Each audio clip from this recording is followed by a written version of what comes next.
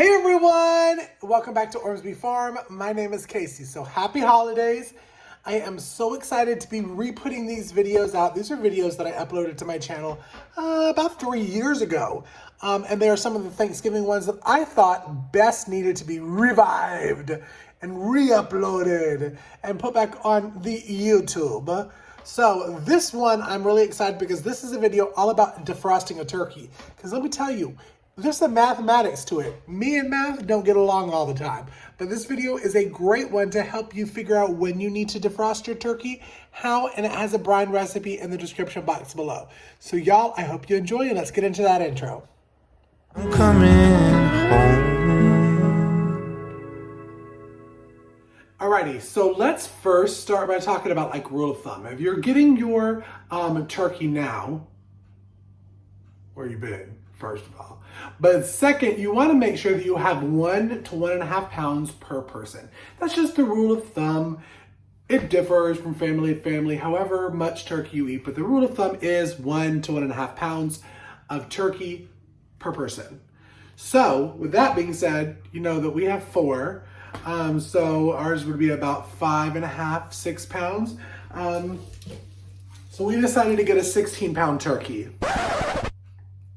But second rule of thumb is when you're defrosting your turkey is to give it 24 hours for every 5 pounds of turkey. So if you're like us and have about a 15, 16 pound turkey, that is 3-day defrosting. And you want to do it in a refrigerator, best refrigerator.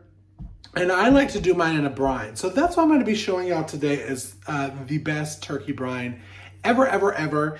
And but I wanted to share those couple fun facts beforehand. So when you're defrosting your turkey, for every 5 pounds, it should be a 24 hours.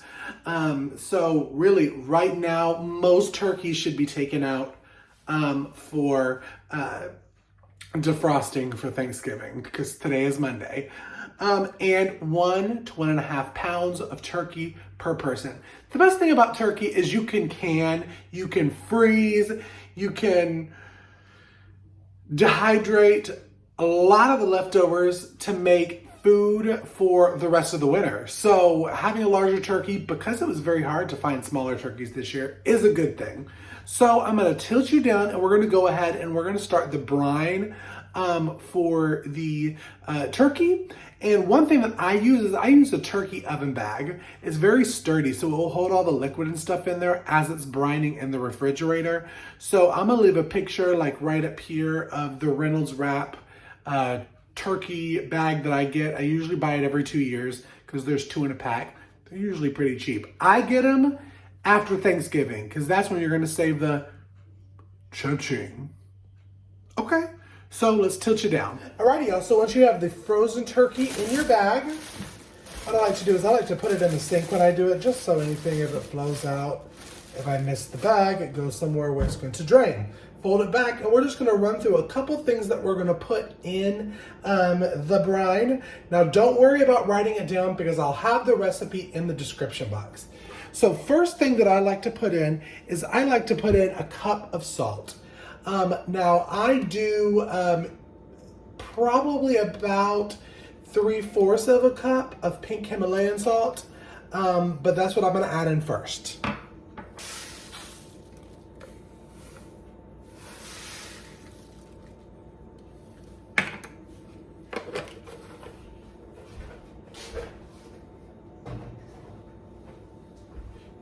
And then from there, I'm going to do 1/2 cup of brown sugar.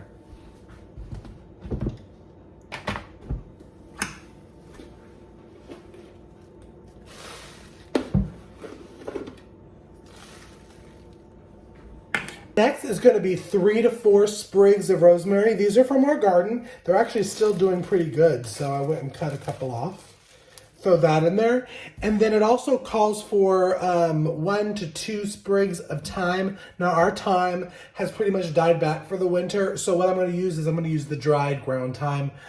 It is better with the sprigs, but what I'm going to use is I'm going to use a tablespoon of the thyme. And y'all have asked me about this teaspoon, tablespoon measuring. and I'm going to look it up and put it in a link below so that you can grab one. It's actually funny because Tara got it from Mom for Christmas, I think last year. So I'll have to find it and find a link or ask Tara where she got it. But that was 3 teaspoons or 1 tablespoon. So 1 tablespoon of our dried thyme. Next thing we're going to put in is we're going to put in 2, but you can do 2 to 4 bay leaves. So I'm going to just drop those in there.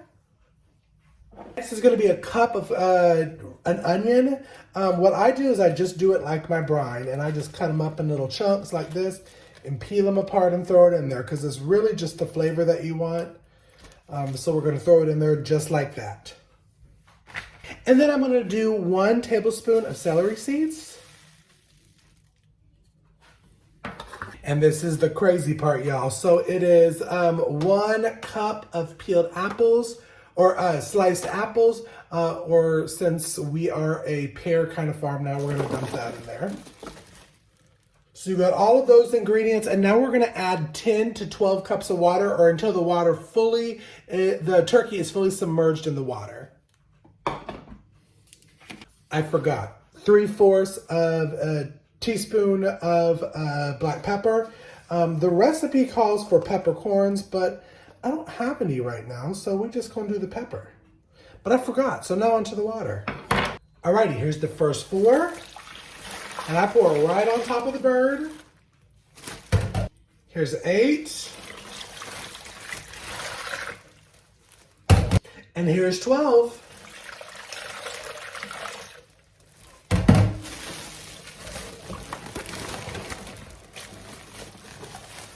So what I'm going to do now is I'm going to tie this, and we're going to put it straight in the fridge and let it defrost and brine over the next couple of days. And y'all, it is that simple. So all you need to do now is sit it in the refrigerator in your bag for the amount of time for your weighted turkey, and then be sure to share all of your turkey pictures and turkey cookings on our Instagram by tagging us. So y'all, thank you so much for tuning into this very short How Do You Brine, How Do You Defrost the Turkey video. If you're enjoying videos from our channel, make sure to like and subscribe and hit the bell icon so you know that anytime that new content drops to our channel. Follow us on social media at Instagram and Facebook at Ormsby Farm. And until next video, thank you so much for stopping by our little homestead. Be blessed. And happy Thanksgiving. I'm coming home.